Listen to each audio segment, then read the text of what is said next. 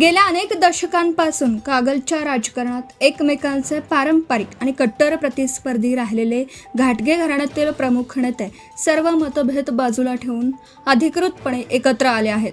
कागल तालुक्यातील व्हनाळी येथे आयोजित भाजपच्या पंडित दीनदयाल उपाध्याय प्रशिक्षण महाअभियानाच्या निवासी कार्यशाळेत समरजित सिंह घाटगे, संजय बाबा घाटगे आणि अमरीश घाटगे हे तिघेही पहिल्यांदाच एकाच मंचावर शेजारी शेजारी बसल्याचं पाहायला मिळालं.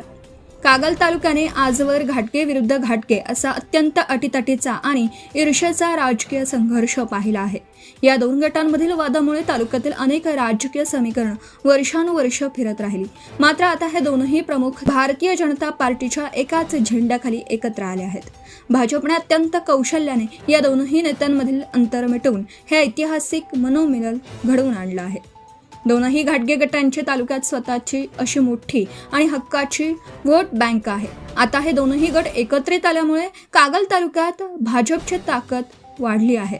सध्या कागलच्या राजकीय विद्यापीठात स्थानिक पातळीवरील राजकीय युत्यांचे निर्णय अद्यापही राष्ट्रवादी काँग्रेसचे मंत्री हसन मुश्रीफ यांच्या सल्ल्यानेच आणि इशाऱ्यावर होत आहेत. त्यातच महायुतीमधील महत्त्वाचा घटक पक्ष असलेल्या शिवसेना शिंदे गटात माजी खासदार संजय मंडलिक हे सक्रिय आहेत.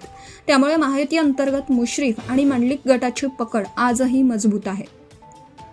मंत्री हसन मुश्रीफ व समरजित घाटगे यांच्या समझोता एक्सप्रेसमुळे व घाटगे घराण्याच्या या अभूतपूर्व एकीमुळे आता कागलमधील आगामी विधानसभा निवडणुकीचं चित्र अधिक रंजक बनलं आहे.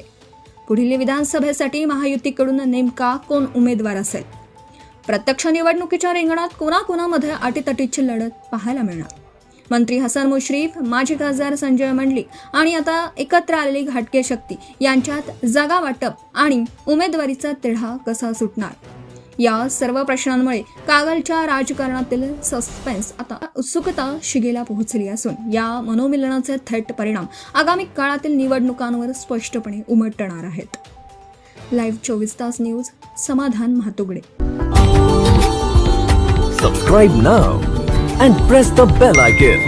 Never miss an update.